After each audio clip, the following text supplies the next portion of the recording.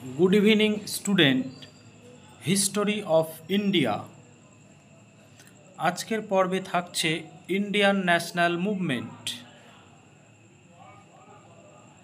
প্রথমেই দেখব মুসলিম লীগের লাহোর অধিবেশন 1940। দ্বিজাতি তত্ত্বের প্রবক্তা স্যার সৈয়দ আহমেদ খান। 1934 সালে মোহাম্মদ আলী জিন্নাহ সর্বভারতীয় মুসলিম লীগের সভাপতিত্ব ও অবিংশবাদিত নেতা হয়ে ওঠেন।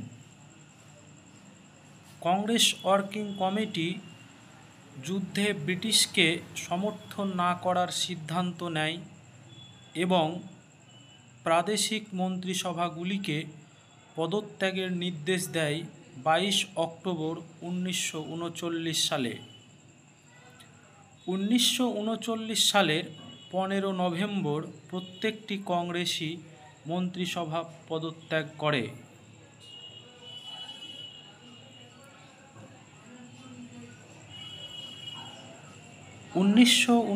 সালের 22 ডিসেম্বর মুসলমানেরা মুক্তি দিবস বা নিষ্কৃতি দিবস হিসাবে পালন করে কংগ্রেসীদের মন্ত্রিসভা পদত্যাগের জন্য।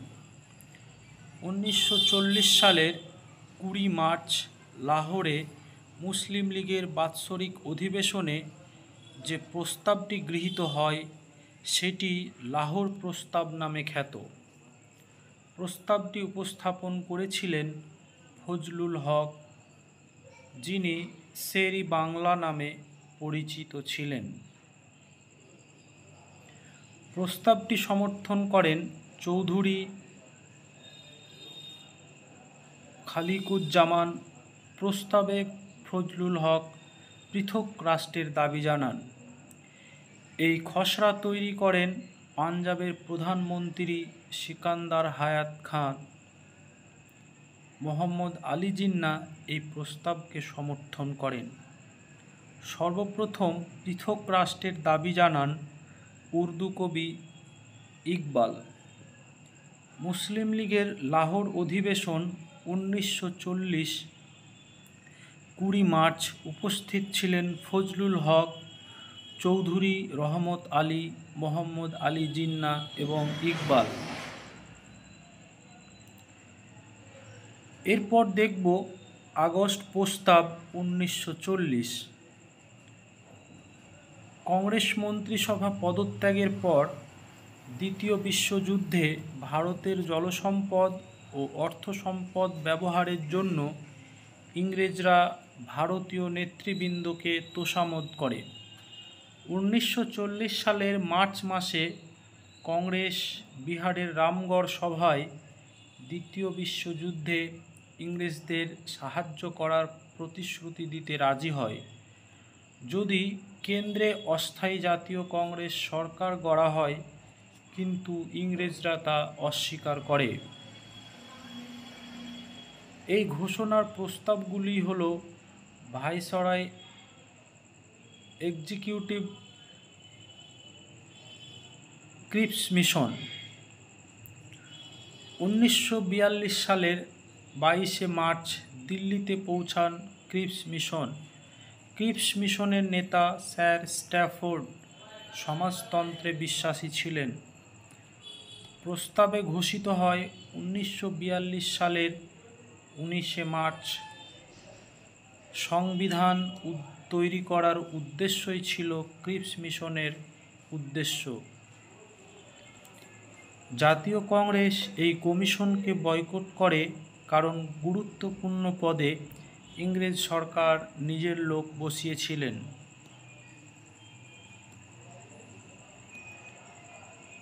গান্ধীজি ক্রিপস প্রস্তাবকে a post dated cheque on a crashing bank বলে উল্লেখ করেন। 1942 সালের 11 এপ্রিল স্ট্যাফোর্ড ক্রিপস তার প্রস্তাব প্রত্যাহার করেন এবং পরদিনই লন্ডন যাত্রা করেন।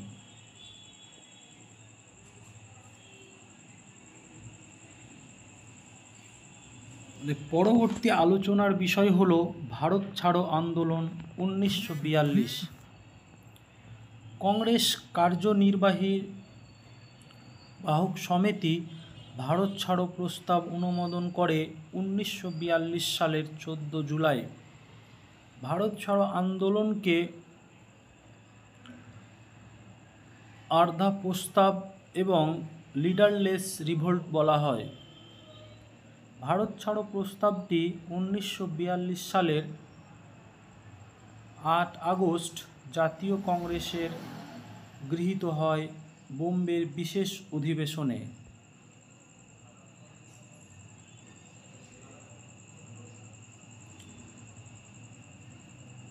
জাপানের সম্ভাব্য ভারত আক্রমণ ও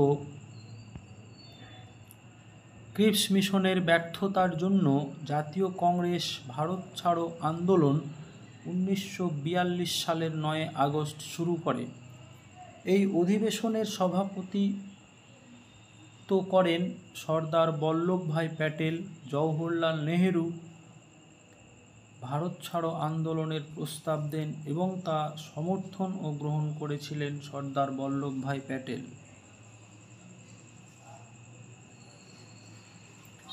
1942 সালের 9 আগস্ট ভারত ছাড়ো আন্দোলন শুরু হলে ভোররাতে গান্ধীজি, সর্দার প্যাটেল, পণ্ডিত নেহেরু, মাওলানা আজাদ, আচার্য কৃপালিনী প্রমুখ ওকে গ্রেপ্তার করা হয়। কংগ্রেসকে বেআইনি ঘোষণা করা হয় 1942 সালের ভারত ছাড়ো আন্দোলনের জন্য। 1944 সালের 5 মে গান্ধীজির জেল থেকে মুক্তি পাওয়ার পর ভারত ছাড়ো আন্দোলনের পরিসমাপ্তি ঘটে। এই সময় গান্ধীজি তার বিখ্যাত উক্তিটি করেন, করেঙ্গে ইয়া মারেঙ্গে। ভারত ছাড়ো আন্দোলন সমর্থন করেননি মুসলিম লীগ, হিন্দু মহাসভা, কমিউনিস্ট পার্টি, অনুন্নত সম্প্রদায়। ইংরেজদের সহযোগিতা করে রেডিকাল কংগ্রেস। ভারত ছাড়ো আন্দোলনের সাথে যুক্ত বিখ্যাত পত্রিকাটি হল হরিজন। প্রতিষ্ঠাতা গান্ধীজি। মেদিনীপুরের তমলুকে ভারত ছাড়ো আন্দোলনের নেতৃত্ব দিয়েছিলেন মাতঙ্গিনী হাজরা, যিনি গান্ধী বুড়ি নামে পরিচিত। আসামে পুলিশের গুলিতে নিহত হন অনুপলতা বড়ুয়া, বয়স ছিল 13 বছর।